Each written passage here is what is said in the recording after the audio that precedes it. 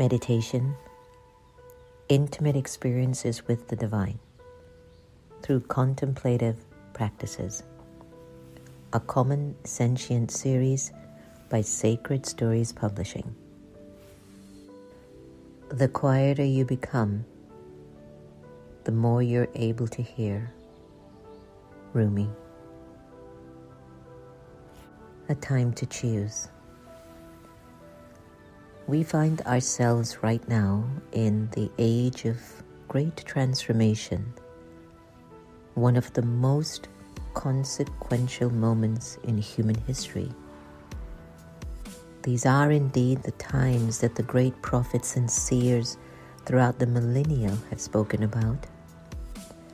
Mankind has experienced and survived many eras of tremendous change, of course, yet with each turn of the spiral, the permutations become more amplified, as if there will be one final revolution of the cycle that turns it all around, so we can start anew once more.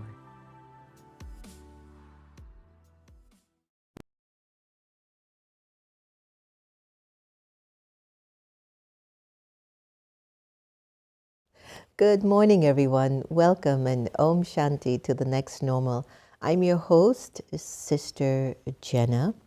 We are streaming live from the nation's capital in Virginia, Maryland, Washington, D.C. What does that mean? It means the metro area where we do most of our service, where we have been for actually 25 years, hosting a variety of programs and events that help to promote emotional well-being. It's always my pure wish and pure desire that you're taking care of yourself and you're doing well.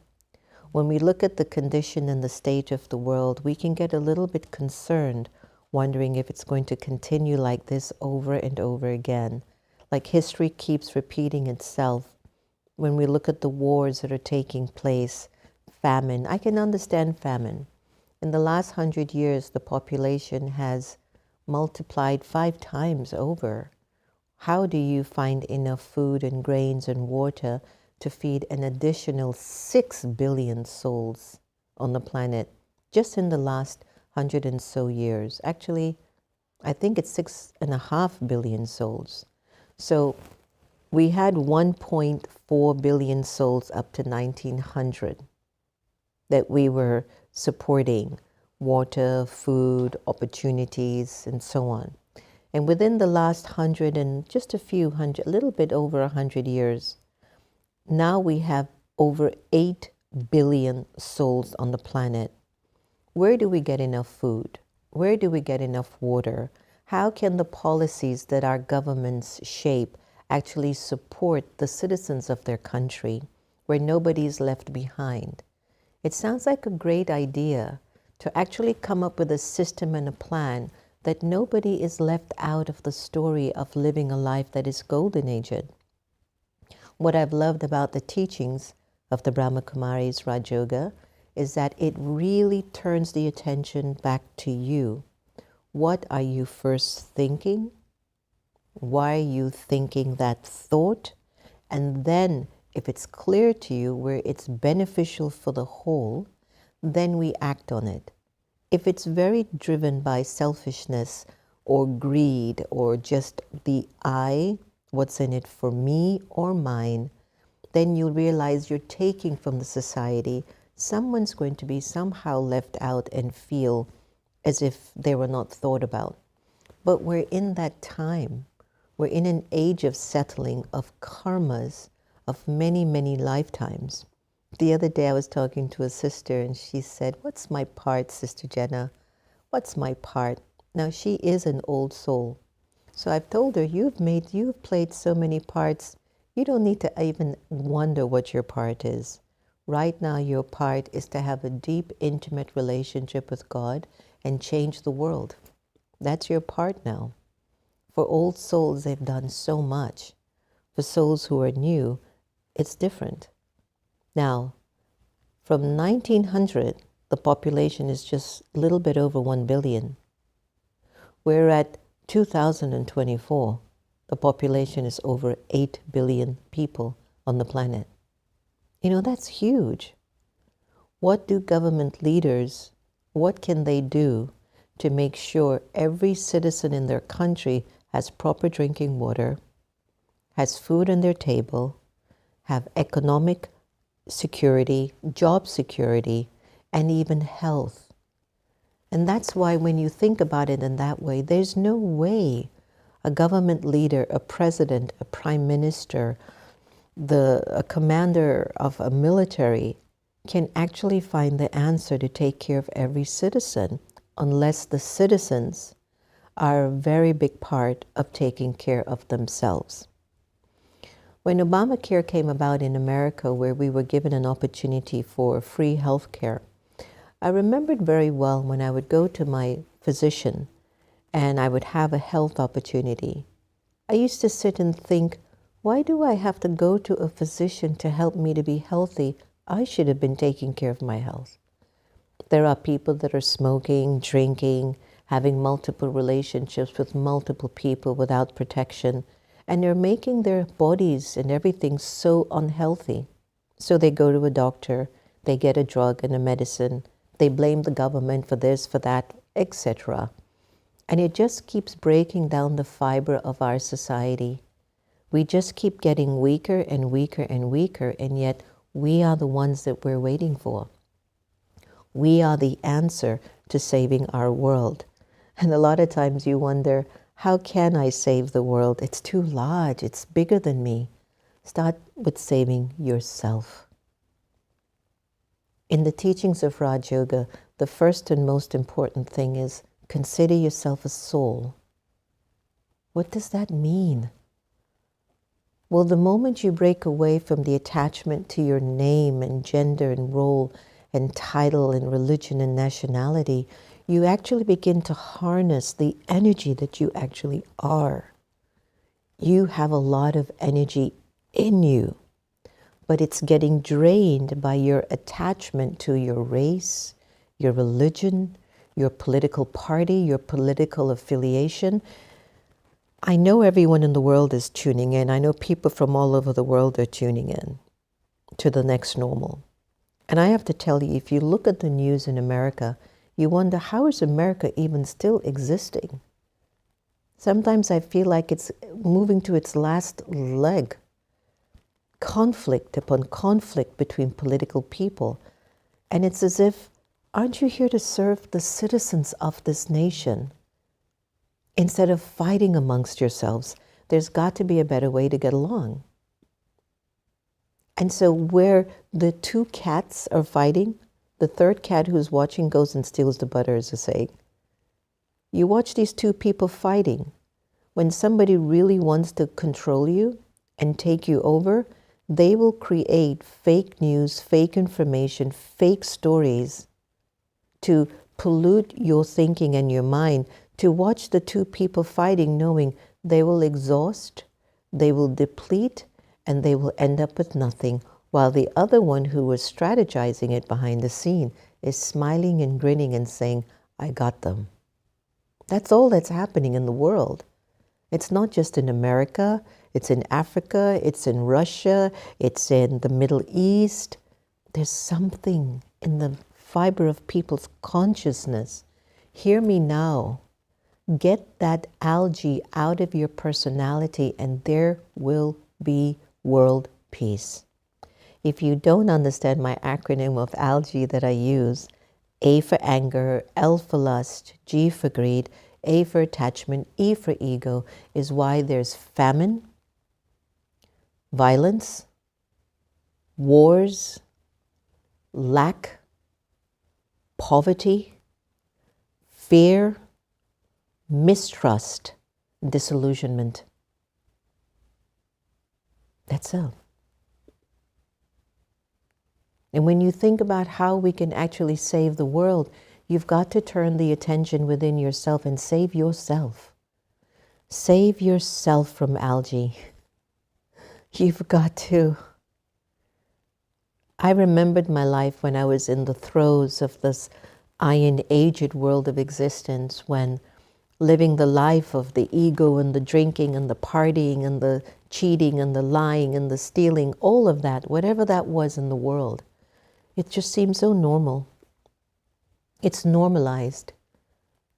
And I've said in my previous shows, if God is sitting in that war room, would God tell a political leader to launch a missile on another one of his children? There is no way he would touch that leader's intellect to destroy another one of his children. He would actually tell them, meet, talk, find out what's needed. Even if you can't give them, you just tell them, I can't give you this now, but let's negotiate and compromise something. I've been in situations where I didn't get cooperation from the people that I needed the cooperation from, but it didn't stop me from growing and building myself. Maybe they were not the ones that I'm supposed to get the cooperation from, but I found that because I maintained good wishes and pure feelings, I got cooperation from the other side. And that's what's happening in countries, you know. One country isn't given the cooperation to a country, so they go to another country, and that country has agenda, motives, and things that are also maybe not so good for other countries. You get distracted. All you wanted was for your people to be free. All you want is for your people to have a good life. But if you're not thinking that, and you forget that as a world leader, you make a decision that ends the life of your people in your country. So how do we save the world? Physically, they'll say policies, Earth Day's coming up, no more plastics. They'll say job opportunities. They'll say make sure that there's proper education and proper health. We have all of that everywhere we turn. Our governments have given us everything. Our systems are not working as well as they used to because they were governed by people who were in positions of power who didn't think about the small person. But where's the spiritual cure? Why isn't spirituality a part of policy making? What is everyone afraid of? That they will not integrate the awareness of teaching everyone. Consider yourself a soul. Your original religion is peace. What gets lost when you let everybody on the planet know that? Consider yourself a soul. Your original religion is peace. Live it. Industry that build weapons of mass destruction will be out of business. Industries that produce bullets, ammunition, will be out of business. Multi-trillion-dollar industry would fall to the floor if everyone considered themselves to be peaceful souls. How do you save the world? Save yourself. Remove algae from your personality. Everyone that you meet, you have a conversation. Who are you? What's your purpose here? What do you want to do the most? What do you want out of your life? Have these conversations around your dinner table, at parties, at bars, at clubs. What is the cure for civilization to become a better place? For our children to look forward to living in. Now our kids are spending so much time on the smartphone because they don't see any hope. They look at these illusionary images of people dancing, singing, this, that. It's not real. Transform and save yourself. You will save our world. Get algae out of your personality. There will be no more conflict amongst people or amongst nations. Consider yourself a soul, a spiritual being, immortal, eternal, imperishable, pure, powerful, loving, and clear. Then, accept God will become very present for you. And when God gets present, He fills you up with more of that vibration. And if one citizen has that, then 100 citizens carry that vibration, then 1 million citizens carry that vibration, then 1 billion citizens carry that vibration, then 5 billion citizens carry that vibration. What are you going to have? World peace. Now, my challenge to you, do you believe that you are a peaceful and powerful being? PP, peace and power. Add another P, peace, power, and purity. Do you believe that's who you are? Peaceful, powerful, and pure. Let's take a moment to meditate on this for a while. Just take a deep breath in. You have to save yourself if you're going to save the world, you know.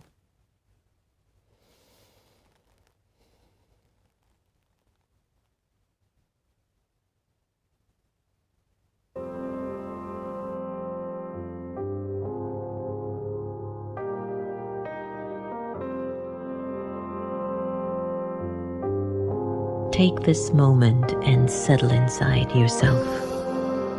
Breathe in and exhale. At this moment, I gradually allow my thoughts to settle into peace. And carefully, I observe these thoughts, and I am able to sense if I, the being of consciousness, am in harmony with myself. As a soul, the soul feels everything, whether it is aware of it or not. The heart, even though physical, signals to either soul if I'm embracing or resisting, if I'm including or excluding, if I'm loving or if I'm hateful. So behind these eyes sits the living soul. In fact, I've come to realize that we are all souls, so we are all the same. Our stories are different, but we are the same in the form of being a soul. And that means we're all included. The soul feels uncomfortable when it excludes anyone because of an attachment to religion, race, gender, nationality, even the body. And every time I find myself excluding someone from my story, I too am excluded from another story. When we hurt, it's a sign that we're in need of a powerful lesson. So sitting in this meditation, I open myself to an unfolding, larger connection, for I, the soul, am a giver and a receiver of light. And in this consciousness of light,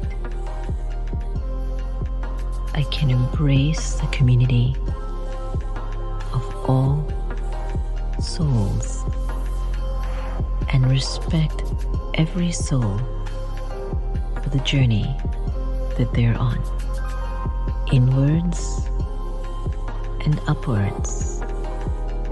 We all come from the same source, the divine, the source of love, peace, purity, kindness, truth. As I sit here in this awareness, I can see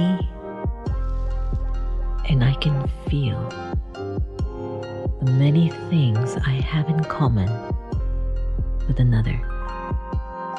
I can feel that my story is included with theirs and theirs with mine.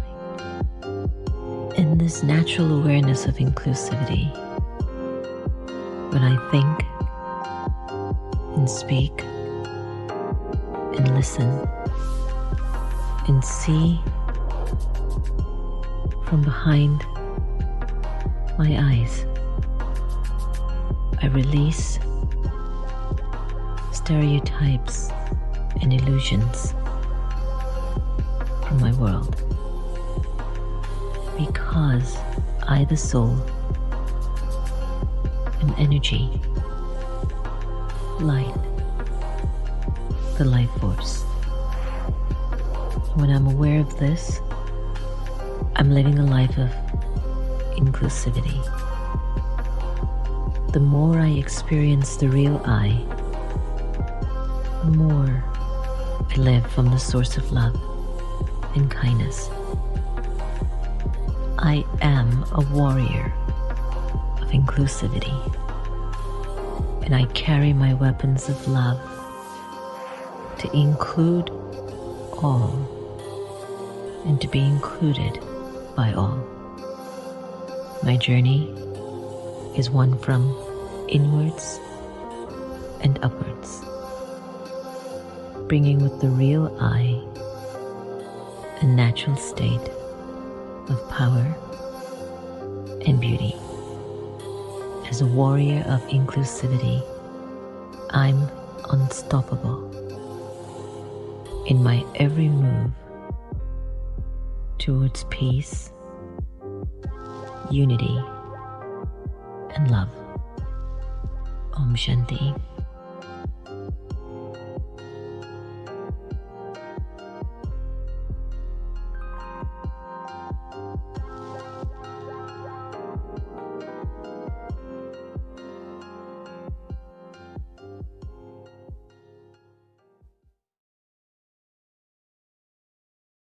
Om Shanti, everyone. Welcome back. That was one of my old albums from Inclusion Revolution.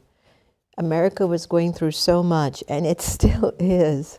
But I remembered putting that album together. We pulled the writings from the Bill of Rights, the preamble. We created all these meditations on how to become citizens that can really help our society. So please go on Spotify and you'll be able to get Inclusion Revolution by Sister Jenna. I don't know if they have it scrolling there on the screen, but it's a really wonderful album. So Santosh, tell me, if we were to turn to our awakened intelligence, chat, what do you call it, AI, artificial intelligence, what would AI say is needed to save our world? How do we save the world? What can we do to save the world? Well, it's a complex goal that involves multiple strategies and actions. You see, I'm telling you, if you just practice soul consciousness and you remember the Supreme Father, you won't need all of this. Practice soul consciousness and you will save the world. Save yourself and you'll save the world. But let me see what chat's saying. Environmental conservation, yes. Reduce of carbon footprints, yes. Protect biodiversity, support and participate in efforts to preserve natural habitats, yes. Social justice and equity, support human rights, yes. Support policies that promote equality and protect the rights of marginalized people, yes. Community involvement, engage in community service, support local nonprofits like your meditation museum, yes. Education, promote and support access to quality education for all. Yes. Economic sustainability, support fair trade and ethical practices. Choose products and services from companies that adhere to ethical labor practices, environmental standards. That's a big one. Preservatives on the shelves are killing us. But yes, promote economic development. Support initiatives that provide skills training and create jobs in underdeveloped areas. Yes. Vote and participate in the governance. Engage in a political process. Stop manipulating our voting system. Get rid of the electoral process, the electoral college. We don't need it in America anymore. That was back in the day. That needs to go. But stop manipulating our voting processes, but enhance it and make it suitable for everyone to make their choices in their country. Policy advocacy. Advocate for policies that address key issues such as climate change, economic inequality. Yes. Health and well-being, public health initiatives. You notice there's nothing here about meditation? Do you see that there's nothing here about soul awareness? Nothing. Public health initiatives. Support public health campaigns and policies that aim to improve health outcomes. Mental health awareness. Promote mental health awareness and support efforts to reduce stigma and provide sources for mental health care. Technology innovation. Invest in sustainable technology, support or participate in the development of technologies. Data and transparency. Use technology to increase transparency. Cultural awareness and preservation. Cultural exchange and education. Participate and support initiatives to promote cultural understanding, like our Soul of India. Support the arts and community projects. Engage and support the arts, which can play a big role in transforming communities. Yes.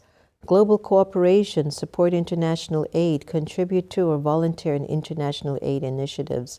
Promote peace building. Engage and support efforts. Now look, I'm just tired reading it.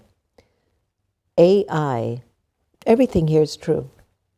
But if the people who are governing those things are rooted in algae and body consciousness, they're only going to make a policy that is specifically only for their people. Do you get it? Why I'm telling you the importance of saving yourself by eliminating algae from your attitude, behavior, consciousness, thought process, is that when you offer all of these things towards saving our planet, it will have the energy of that vibration, the intent. Everyone will pick up that intent. If the people that are still behind all of these ideas for serving or saving the planet are driven by anger, lust, greed, attachment, and ego, it's still a problem. There are people using technology to kill another person. But we can use technology to enhance the life of a person. That too is there. I'm not denying that. We're able to have an interaction with each other. This is a good thing. Practice knowing who you are. And when you're with your friends, you ask each other, what do you really want, brother? Who are you? What's our purpose here? And don't think it's just to drive and drink and party. Yes, that has its time. Taste it a little bit. Don't get trapped in it. It's not real. It's a distraction from being a contributor towards making the world a better place. Thank you so much for joining us on The Next Normal. I hope today has touched your heart and given you some sense of inspiration and guidance. It's our pure wish that this takes you to another level each and every time that we meet, Monday through Friday. It's also available 24/7, anytime you wish, after we go live, of course. But lots and lots of love to you. And let's break the walls down of this algae, especially the attachment that we have in the algae. Remember, to break this attachment, you've got to practice loving everybody the same. And what you'll realize, you're so free. You become so free. Take care. See you again soon. Om Shanti, everyone. I'm Sister Jenna from the Brahma Kumaris. We're coming up to Earth Day. She needs us. I'll be in New York City at Times Square on April 22nd from 12 to 4 p.m.